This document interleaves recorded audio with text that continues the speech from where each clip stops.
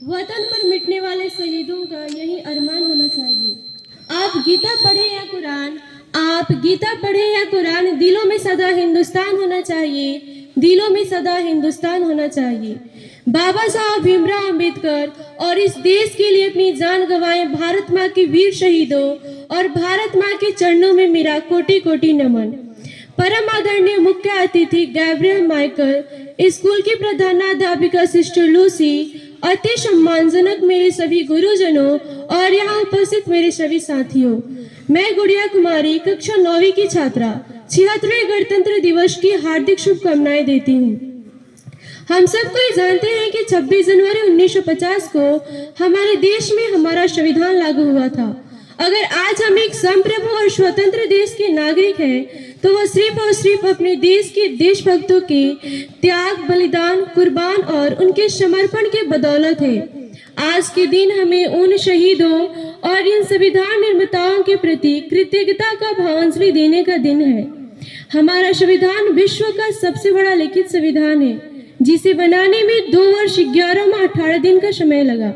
हमारा संविधान हमें बहुत सारा भेदभाव रहित समान अवसर प्रदान करता है। हमें सदा ही इस संविधान का सम्मान करना चाहिए। बाबा साहब भीमराव अंबेडकर, डॉक्टर राजेंद्र प्रसाद, सच्चिदानंद सिन्हा जैसे महान विद्वानों के अथक प्रयास से हमें इतना जन कल्याणकारी संविधान प्राप्त हुआ है। देश में गणतंत्र और स्वतंत्र को महफूज और मजबूत बनाए रखने के लिए संविधान में मौलिक अधिकार और मौलिक कर्तव्य दिए गए हैं। हमारे देश में अक्सर ये देखा जाता है कि लोग अपने मौलिक अधिकारों का वकालत करते रहते हैं, लेकिन जब बारी आती है मौलिक कर्तव्यों का, तो मानो सांप सा सूंघ जाता है और ऐसी मानसिकता देश के लिए काफी घातक है। इस तिरंगे के नीचे 76वें गणतंत्र दिवस के उपलक्ष्य पर मैं भारत के बेटे यह आह्वान करूंगी कि साल में सिर्फ 2 बार तिरंगे को फहराना हमारी देशभक्ति नहीं होती है, या तो फिर साल में 2 बार गणतंत्र दिवस और स्वतंत्र दिवस के उपलक्ष्य में 52 सेकंड सावधान की स्थिति में खड़े रहना भी हमारी देशभक्ति नहीं होती है। अगर हम सच में एक देशभक्त हैं, तो हमें हमेशा सावधान रहना चाहिए। सावधान रहना चाहिए धार्मिक कट्टरता फैलाते हुक्मरानों से, राजनीतिक बेईमानों से, फीडिंग से पोषण आतंकवाद से, नस्लवाद और नक्सलवाद से। हमें सावधान रहना चाहिए हिंसा फैलाती अफवाहों से, नफरत की निगाहों से, मजहबी गुनाहों से। हमें सतर्क रहना चाहिए जातिवाद कट्टरता फैलाते मक्कारों से, जिस थाली में खाते उसी थाली में छेद करते गद्दारों से।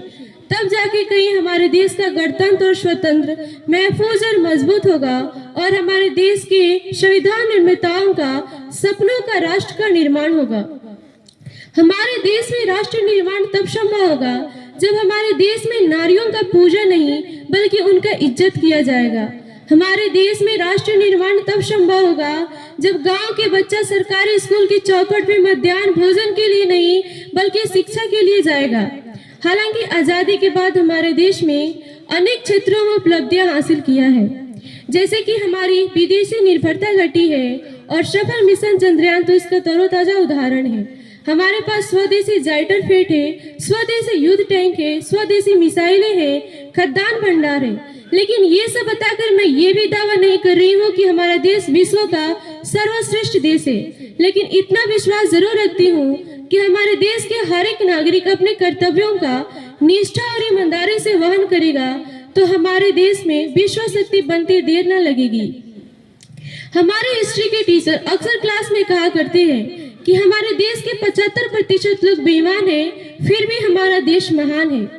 और ये बात हमारे देश में बहुत ही सटीकता से बैठता है, क्योंकि हमारे देश के लोग अगर गद्दार और बेईमान न होते तो अब तक हमारा देश विश्व शक्ति के रूप में उभर चुका होता। लेकिन इस बात को बताने का मेरा सिर्फ एक ही मकसद है कि ऐसा कहा जाता है कि हम बच्चे ही कल के सच्चे नेता हैं, हम बच्चे ही कल के सच्चे भविष्य हैं।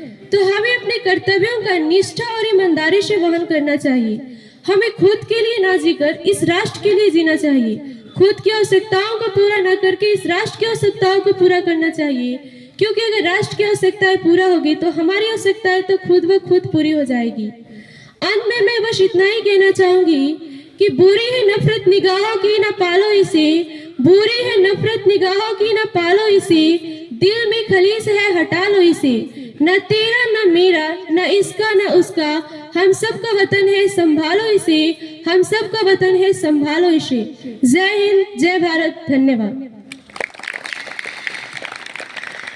गुड़िया कुमारी के इस सुंदर भाषण के लिए बहुत बहुत धन्यवाद। के बाद तैयार रहेंगे क्लास 1-2 के छात्राएं अपनी डांस के लिए।